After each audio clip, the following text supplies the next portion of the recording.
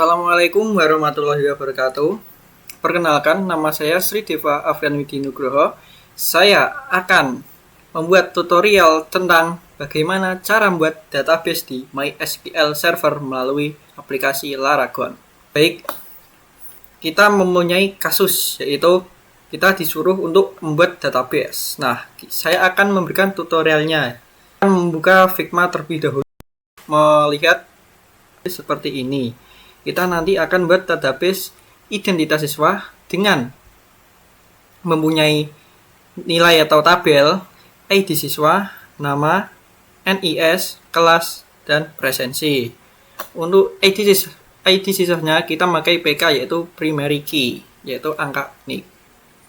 Baik, kita akan menuju ke servernya.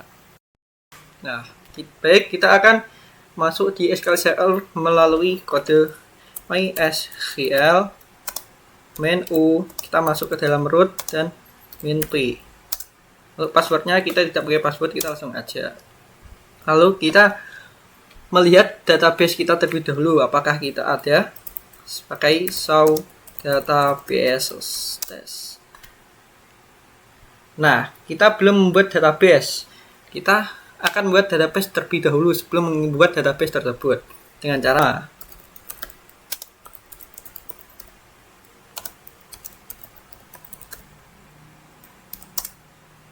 nah, baik, ini sudah berhasil.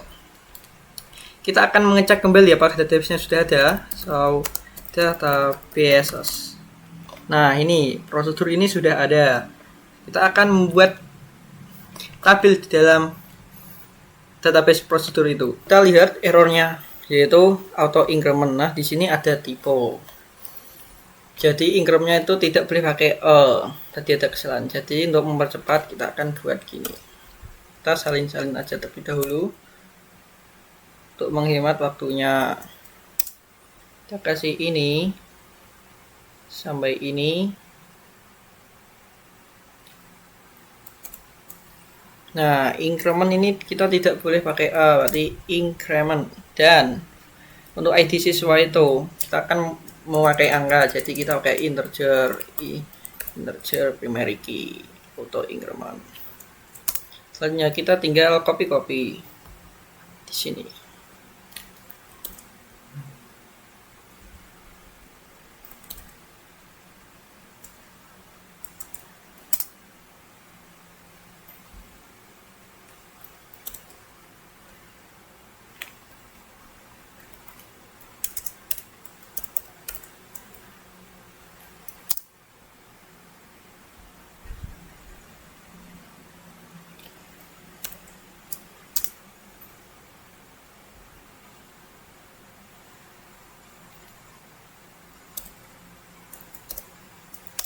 Nah, query OK ini menandakan bahwa kita sudah berhasil membuat sebuah tabel tanpa error.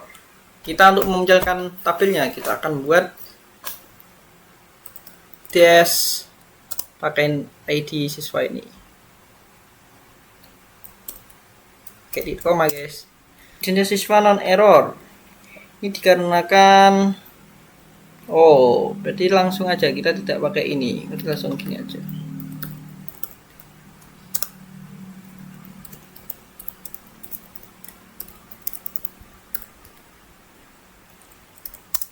Nah, tadi error guys, karena ada sedikit tipe lagi, tidak bisa kita menyalin. Nah, ini sudah jadi field itu bidang berisi tentang ID siswa, nama, NIS, kelas, presensi. Tipe ini tipe datanya, dan ini nol tidak boleh kosong. Ini primary key untuk ID siswa karena ID siswa itu angka unik. Jadi kita pakai primary key. Dan auto increment ini kita nggak usah memasukkan lagi. Ini urut, jadi hingga 1 ke misal kita mempunyai database 1 sampai 10. Nah, ini nggak usah pakai penomoran, nanti langsung urut tersendiri. Nah, selanjutnya kita akan memasukkan data ini untuk membuat data ini. Juga insert into identitas siswa pakai buka kurung tutup. ID ID siswa itu tidak usah, tinggal nama, koma, NIS, koma, kelas, koma, presensi. Nah, ini itu fungsinya kita akan memasukkan angka atau nilai tersebut supaya tabelnya itu bisa terisi. Makanya kita itu menggunakan ini nama, NIS, kelas, presensi yang akan kita isi. Tekan values. Values artinya nilai yang bisa kita untuk isi untuk tabel di bawah.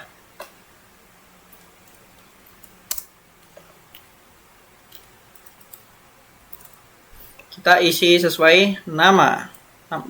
Kalau integer kita pakai titik 2 ya guys. Nah, titik ini tanda petik nama, misalkan Diva, koma, ini S, saya 19666. Oh lupa, untuk integer itu tidak dikasih tanda petik ya, langsung saja. Kelas kita pakai kelas 11 TJKT 1.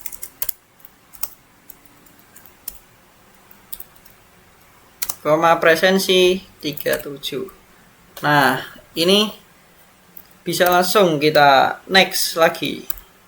Lanjut, kita kasih nama, ibaratkan Alvis.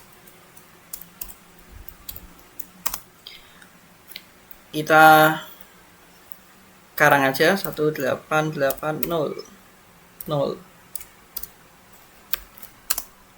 Dia itu kelas TJKT 1. Presensi 39. Oh, presensi 1. Baratkan gitu ya. Tapi si Alvis ini tidak ada di kelas TJKT 1. Nah, kita di sini jangan sampai adanya titik koma ya, guys. Karena jika kita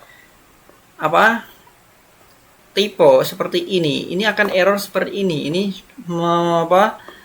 mendeklarasikan bahwa sistemnya itu tidak mengenali bahwa kelas 11 TJKT 1 ini tidak terdefinisi. Soalnya kurang di-update tanda petik ini. Nah, kita akan memunculkan tabel kita yang sudah kita isi data dengan cara kita pakai select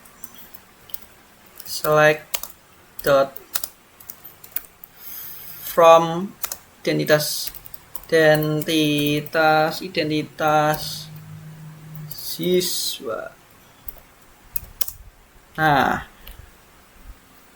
kita sudah berhasil membuat tabel database ini. Saya akan menjelaskan tentang select from ini. Select from berarti kita menseleksi semua tabel ini. Ini seleksi from identitas siswa. Ya, tabel ini. Berarti kita akan menyeleksi ini nilai yang kita sudah buat tadi ini dari tabel siswa ini. Nah, hasilnya tabel siswa ini akan terisi dengan nilai ini.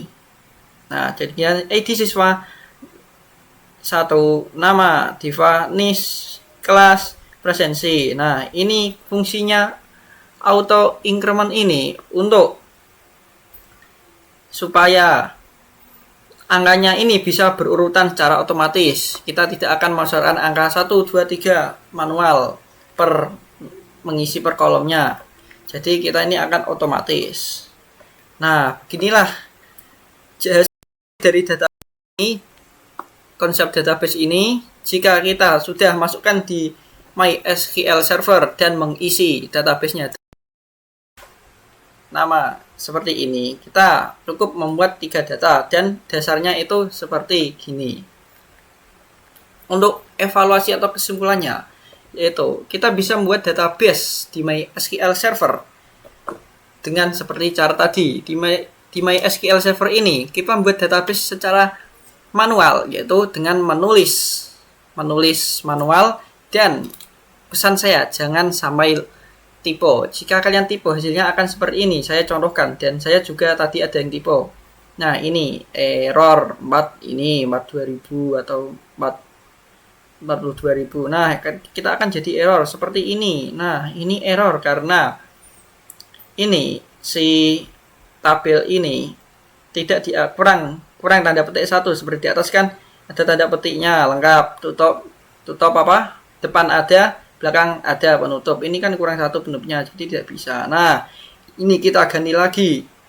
Kita pakai copy aja biar menghemat waktu. Nanti kita tambahin ini aja, petik ini satu. Jadinya bisa deh. Query OK menandakan bahwa database kita berhasil dibuat atau berhasil tanpa adanya error.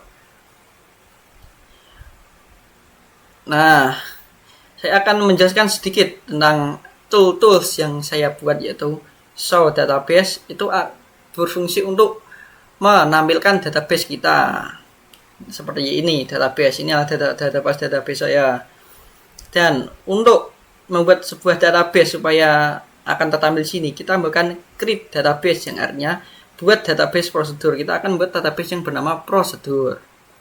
Nah, show database, kita akan mengecek kembali apakah database yang sudah kita buat tadi di atas sudah masuk. Nah, ini buktinya sudah masuk prosedur.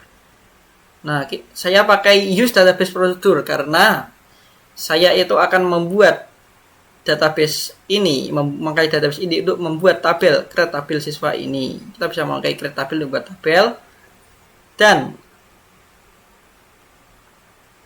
kita bisa mengisi dengan ini, nama ini yang sudah tidak error. Setelah itu query OK, kita sudah berhasil, artinya sudah berhasil.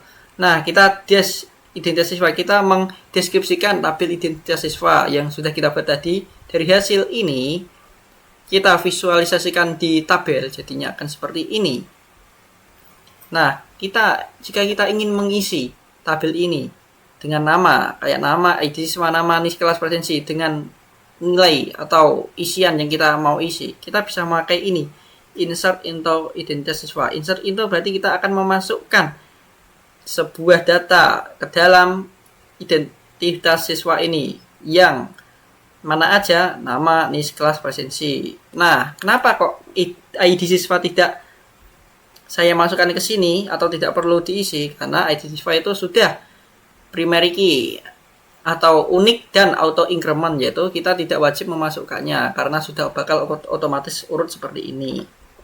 Nah, kita insert into gini hasilnya, atau caranya seperti ini. Setelah itu jangan lupa kasih tomat di sini dan query OK berhasil.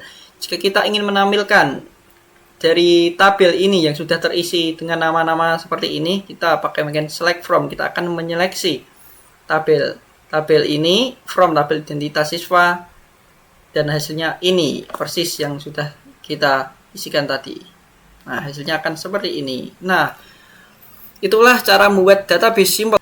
Jika kalian masih bingung atau butuh bantuan untuk mendampingi kalian belajar, tulis saja di kolom komentar. Nanti saya akan menanggapinya. Nah, sekian video tutorial dari saya. Semoga video ini bermanfaat bagi kalian ya teman-teman yang ingin atau belajar memakai SQL Server untuk membuat database. Sekian dari saya. Wassalamualaikum warahmatullahi wabarakatuh. Sampai jumpa lagi.